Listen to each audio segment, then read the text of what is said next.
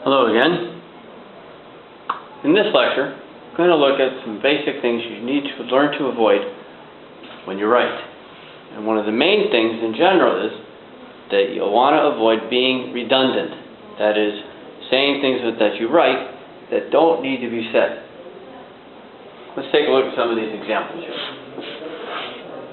The first one, I counted this in a footnote of a textbook I was reading one time. It said, "We want you to say at the outset that, and they said what they were going to say." Now, I was really frustrated by this. In fact, this book was full of redundancy, and it drove me crazy when I was reading it. The book was written by two authors. Therefore, they didn't need to say "we," because everything in the book was by the two authors. Then they said, "We want to say." Well, that's why they're saying everything in the book, because they want to say it. So don't say that. Then they say, "at the outset."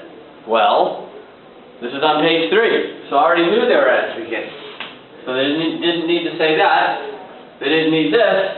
All they needed to say was whatever it was came here, because it was automatically said by we, or by them. They were saying it because they wanted to say it, and I could tell it was at the outset because it was on page 2. What happened was they came up with that idea, "Oh, we got to say at the beginning that." So then they just put that on the first page. What they should have done was write it out and then realize, oh, we don't need to say that. We can just say what we have to say. Let's take a look at the next. This was on an announcement I found one time advertising substitute teachers for some school someplace in the States. They started out by saying, "There is a great need for dependable, qualified teachers."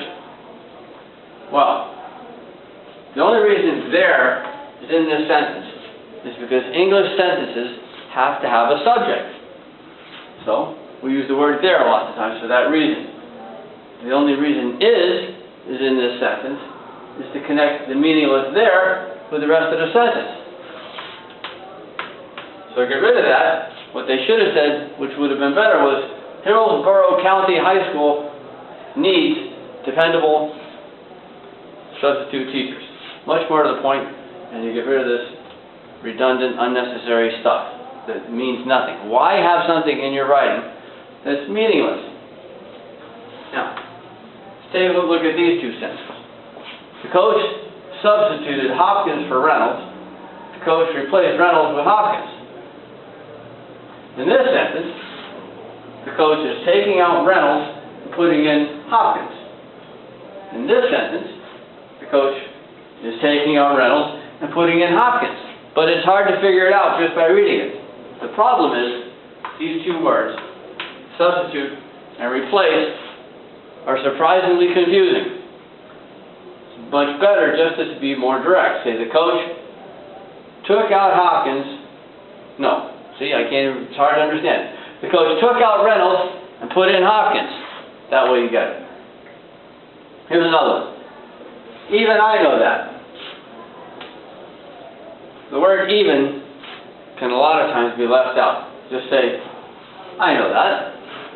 Did even better? Did better.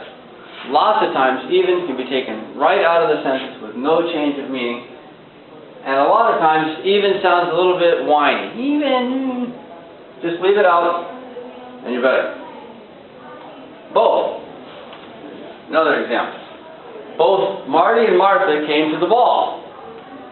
Well, if you're going to name Marty and Martha, I can count. You don't need to tell me, or I don't need to tell anyone that there are two of them. Both just means two. So get rid of it. In many cases, you don't need both. Marty and Martha came to the ball. Alright, he was an old man, so his death was not unexpected. The problem here is there's all these nots. Negatives are confusing. One time I wrote it when I was taking a pedagogy of music theory class. I wrote a test question which had a whole bunch of negatives in it. The professor took points off for it. I said, "Why? It covers the ground." And he said, "Yes. But you're writing a music theory exam, not a test of English comprehension. Make it easy to understand so the students, you're testing what the students know, not testing how well they can read English." And one time a friend of mine was giving a presentation at a class, and he gave a great presentation, and then followed it up with comprehension questions to be sure we understood what he was saying. And one of his questions had a lot of negatives in it.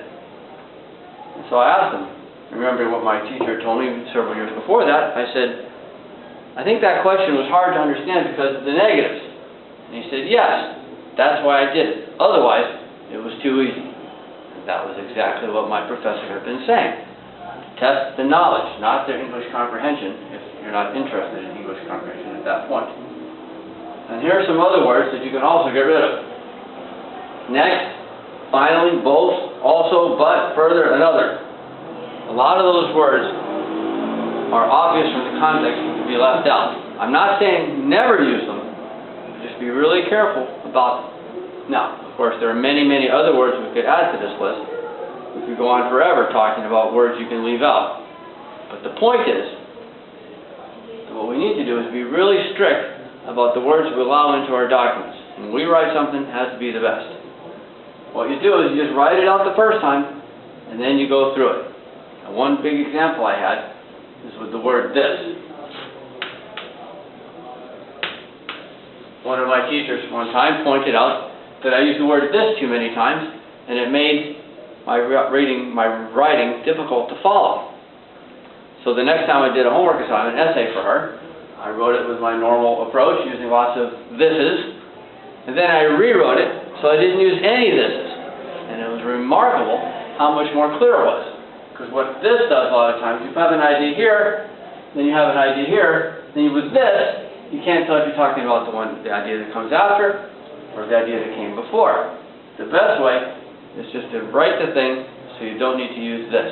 And that one technique, learning how to get rid of this, will help your writing a lot.